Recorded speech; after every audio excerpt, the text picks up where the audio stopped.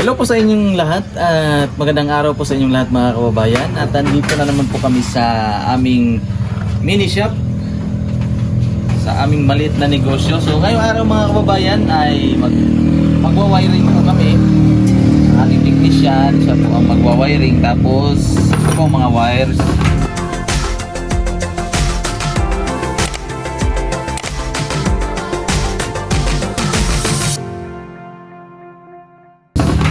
Lalagay din kami ng breaker para safety. Tapos itong mga kadena para po ito sa pintuan ng bintana ng tindahan. Ayan. At pagkatapos ngayon may nabili na po kami na lock para po dito sa pintuan at maglilinis po kami ngayon dito. Preparation po para sa gagawing soft opening ngayong 28. Nagso-soft opening po kami mga kababayan kasi may mga customer na si technician, tapos kailangan ng mag-open talaga. So prepare kami dito konti, tapos ilalagay na po namin ang mga sabitan ng mga paninda dito. Magsusukat pa pala si Mrs. ng kanyang gagawing kortina. So kortinahan na lang po namin dito mga kababayan. Kasi pag lalagyan namin ng plywood, magastos na. Tapos kailangan ng i-open talaga kasi wala nang nahot. Kung ikuha na lang kaya na shower curtain. Shower curtain? Yan, inyo halang i-tamtax. Pwede. Tapos dyan po sa harap ay lilinisin pa. Lalagay ko na lang siguro yung mga buhangin. Dili na lang ka magbutang ng mga balas. Para hindi siya mo lipod mo wash out kung ulan.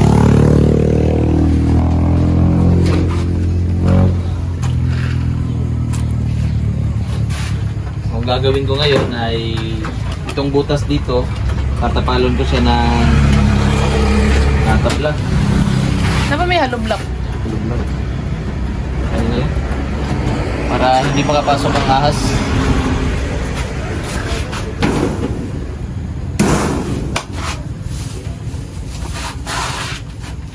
Yan po si technician si Jason. Kailangan natin ng circuit breaker para in case na mag-short, safety tayo.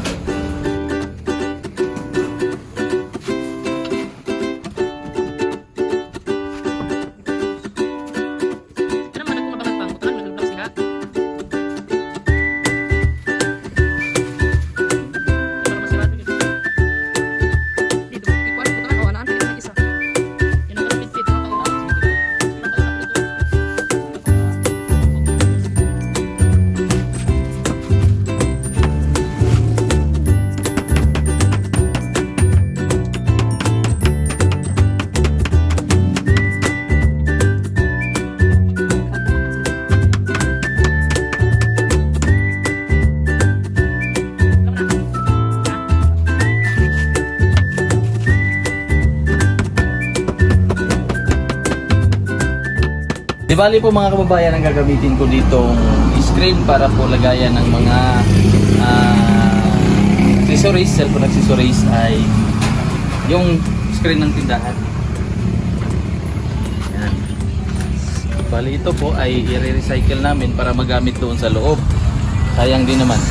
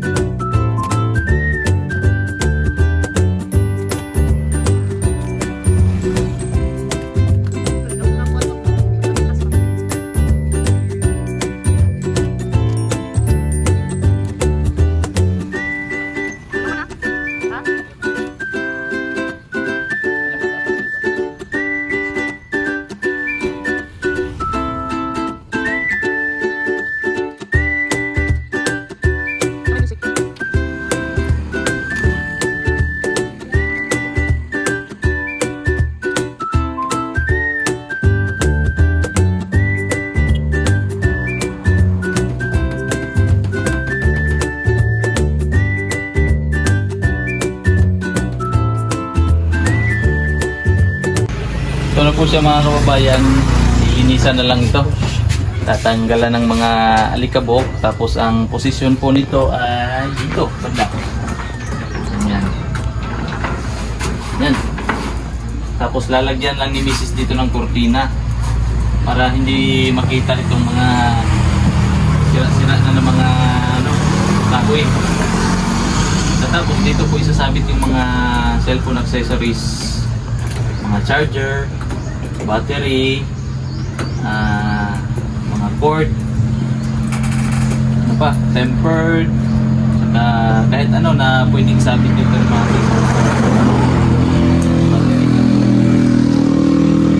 yung isa na lang ang tatanggalin ko para idugtong doon. So itong pintuan ko dito mga kababayan ay isasarado ito. Pintuan, sarado. Bali, isa na lang po ang entrance saka bali exit. Pero ito po ay itong pintuan na ito ay parang fire exit na rin ito. Pwede naman dyan dito dumaan sa may bintana ng tindahan. Pwede din dito. Kasi visible po ito, madali po itong buksan. So, yan. Kukunin ko pa yung isa. Kung mga kababayan, tatanggilin ko ito. Ayun na. Tanggal. Pangit naman tingnan. Ayun. Pangit ka. Bali, yung sahig na lang po matitira kasi tatanggalin yan, tatanggalin ito para visible din po itong shop doon sa malayo kapag may dumadaan. Nakikita po dito.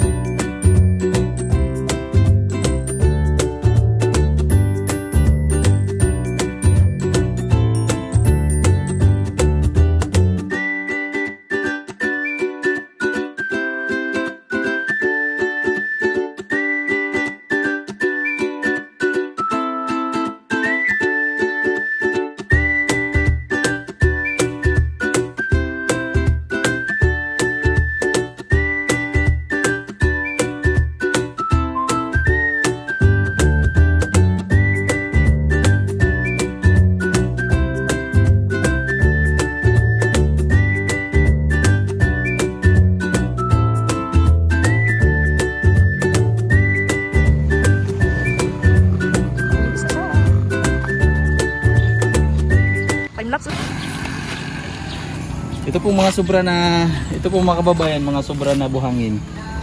Tinambat po namin dyan ang iba, tapos sobra naman po. Sobrang dami na niya. So nilagay na lang po namin dito sa gilid. Para in case na may gagamitan. May gagamitan pa po ay pwede po namin gamitin ito.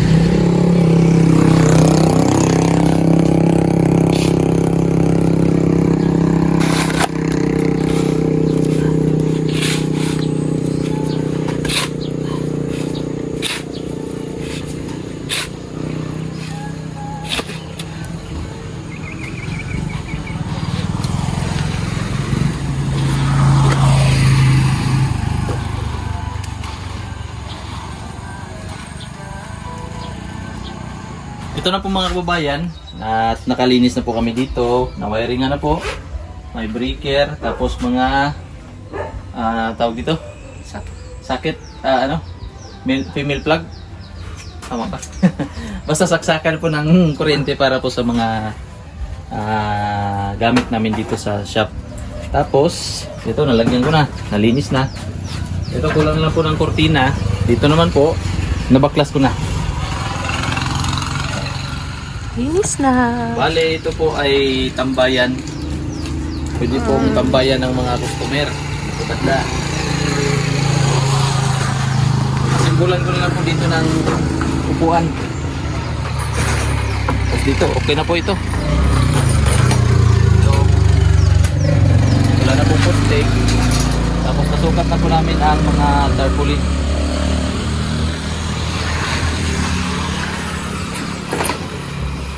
Thank you so much po sa inyong lahat mga kababayan. Kung hindi po dahil sa inyo ay wala pong mini shop na maitatayo namin ni Mrs.